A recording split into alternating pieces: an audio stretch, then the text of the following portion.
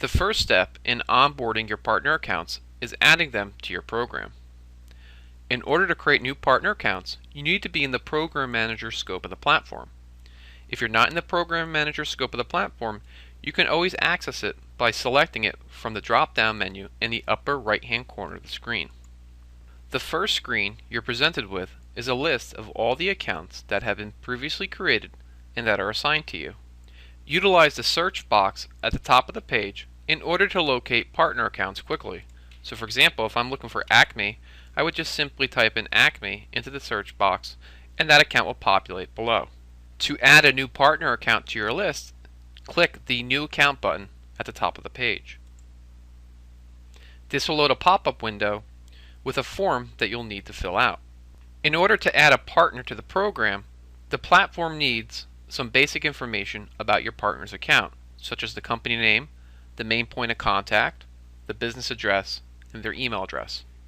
Now we'll go through the form and enter the required information. The first field is the company name, so I'll enter my partner's company name, which is Smith Communications. We need to enter the main point of contact's email address, and that will be jsmith@smithcommunications.com. His first name is Jeff, and his last name is Smith. We need to enter the business address, the city, the state, our postal code, the business phone, so we'll just enter it in the field, and then we need to enter a username and a password. Now notice the username here has been defaulted to their email address. We typically recommend using the email address as that's unique. No one's email address is typically the same, so that's a unique username. In situations where it may be really long, you can just change it if you'd like and just put first initial last name. And then on the right, notice you need to generate a password, and we'll enter a password for this partner account here, and you'll notice that it's starred out for you so you can't see it. No harm here, so whatever you enter, the partner can reset the password at any point in time. So this is not the password they'll actually use when they log in. Once this account is actually created, they'll be sent details to reset their password. And now if we scroll down, the last step here is the website address. So every partner account must have a website address. That's where all the landing pages and images get stored. By default, we'll enter the company name here for you, but you can change that if you'd like. And then it will tell you if it's valid or not valid domain. Once you get the green status that says it's a valid domain, you can scroll down to the bottom and you'll click the Save button at the bottom of the page. Now, once you click Save, it will take you through a setup wizard, and we'll quickly go over that.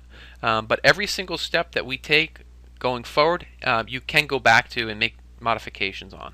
So let's click Save. This brings us to the subscriptions page in the wizard.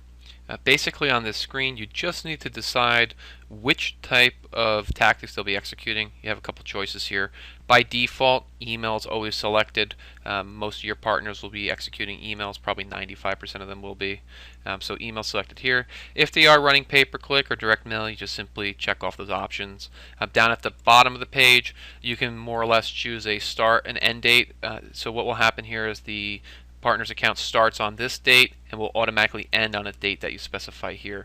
So if they're running a program for 3 months, you can list 90 days here, and then the partner's account becomes inactive after 90 days. When you finish filling out information on this screen, you'll just simply click the Save button and you'll be brought to the next step of the wizard.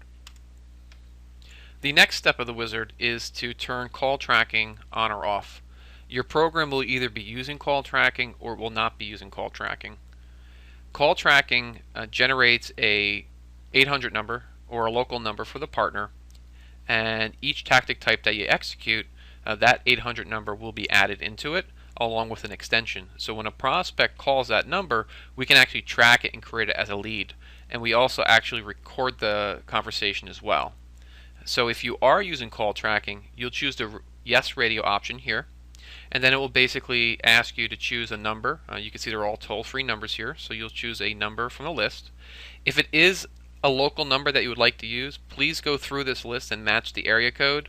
Otherwise, if there's no matching area code, just choose a toll-free number. And then choose the number that you want to forward it to. So you'll more or less enter your partner's phone number here. So I'll just enter my phone number here. So what will happen is they will dial the number in the email, which is that 866 number that you see, and then it will get forwarded to the number that I entered in this box. Below it, you can choose if you'd like to create a lead for this inbound call. I typically recommend choosing yes, and these are the lead details that you define here. And then from there, you just click the save button, and this will set up the call tracking for this partner. Again, you'll either be using call tracking or you will not be using call tracking.